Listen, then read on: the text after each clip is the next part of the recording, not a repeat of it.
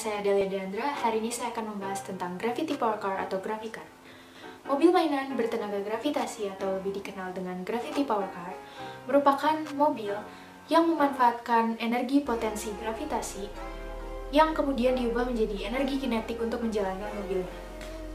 Hal ini terjadi karena pada saat beban yang dikaitkan pada katrol ini mengalami perubahan energi potensial karena bergerak turun ke bawah. Lalu, karena dililitkan pada poros roda belakang, maka si rodanya ini akan bergerak maju ke depan dan mobilnya akan berjalan. Pada percobaan kali ini, saya menggunakan bahan-bahan untuk membuat Gravicar yang cukup sederhana, yaitu dengan stik es krim, kemudian styrofoam, sumpit, tusuk sate, tutup botol, CD, dan juga gear Tipex. Untuk membuat Gravity Car ini, kalian dapat menggunakan bahan apa saja, seperti klip, kalender bekas, duplek, atau mungkin kayu. Untuk bebannya, saya menggunakan botol cat air yang kemudian saya isi air sehingga bebannya sebesar 58 gram. Untuk massa 1, kemudian untuk massa 2, saya menggunakan botol cat air ditambah dengan baterai yang massanya sebesar 28 gram sehingga massa totalnya menjadi 82 gram. Sekarang, mari kita lakukan percobaan dan pengamatan. Kira-kira, apakah dengan beban yang lebih berat, maka efisiensi dari suatu Gravicar akan semakin besar, dan dengan beban yang lebih ringan, maka suatu efisiensi Gravicar akan semakin kecil juga, atau justru sebaliknya? Mari kita lihat percobaan berikut ini. Hal pertama yang harus dilakukan adalah dengan cara menandai landasan setiap beberapa meter. Di sini saya menandainya setiap 0,3 meter atau 30 cm. Langkah selanjutnya adalah mengukur waktu dan jarak yang ditempuh oleh Gravicar mulai dari titik awal hingga berhenti di titik akhir dengan cara mengambil video saat melakukan percobaan. Dalam percobaan kali ini, terdapat dua variasi massa di mana setiap variasi massa memiliki 3 kali percobaan.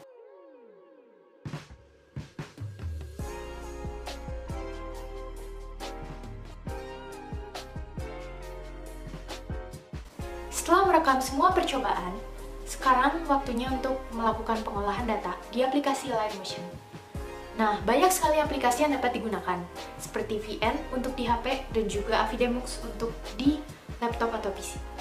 Kedua aplikasi tersebut bisa mencapai 100 fps. Nah, sedangkan Lightmotion hanya dapat maksimal 60 fps. Lalu, bagaimana cara menyeimbangkan antara yang 60 fps dan 100 fps agar pengolahan datanya tetap sama? Mari kita simak cara berikut ini. Hal yang pertama perlu dilakukan adalah menandai waktu setiap melewati tanda berjarak 0,3 meter dan saat beban menyentuh tanah. Setelah diberi tanda, masukkan data yang didapat ke dalam Microsoft Excel. Dikarenakan aplikasi yang digunakan hanya mencapai 60 fps, maka waktu yang didapat dari percobaan tadi kita olah lagi dengan cara detik depan ditambah detik belakang dibagi 60. Didapatkan data sebagai berikut.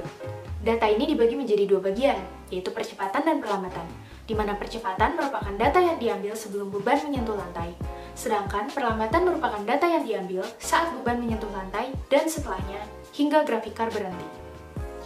Dengan data yang ada, bisa dibuat grafik jarak terhadap waktu, lalu menampilkan persamaannya. Dalam grafik terlihat 2 warna berbeda. Yang biru merupakan saat Gravicar mengalami percepatan, dan yang oranye merupakan saat Gravicar sudah mengalami perlambatan.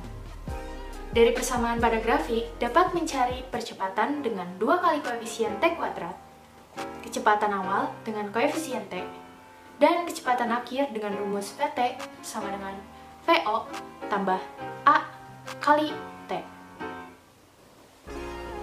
Kemudian, isi data seperti massa mobil, massa beban dengan satuan kg, kemudian jumlahkan keduanya sehingga diperoleh massa total.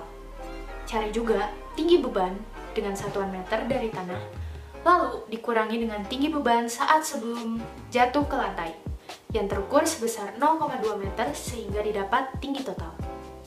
Data-data ini yang selanjutnya dipakai untuk mencari efek dengan rumus massa yang digunakan hanya massa bebannya saja, lalu dikali dengan gravitasi, yaitu 9,8, dikali tinggi total.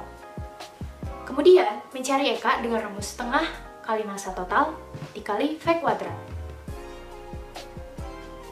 Dengan EP dan EK, kita dapat mencari efisiensi yang didapat dengan energi kinetik per energi potensial dikali 100%. Dengan semua data yang sudah didapatkan, dapat dibulatkan menjadi dua angka penting, lalu lakukanlah langkah yang sama dengan percobaan sisanya. Setelah menghitung data pada ke-6 percobaan, hal yang perlu dilakukan adalah merata-ratakan. Karena kita memiliki dua variasi dan setiap variasi memiliki 3 kali percobaan, sehingga kita harus melakukan percobaan 1 ditambah percobaan 2 tambah percobaan 3 dalam satu variasi, lalu dibagi 3. Kemudian dibandingkan dengan variasi yang satunya. Nah, setelah itu kita dapat membuat diagram untuk membandingkannya. Lalu dihasilkan seperti berikut. Berikut merupakan diagram perbandingan jarak dan waktu rata-rata dari ketiga percobaan.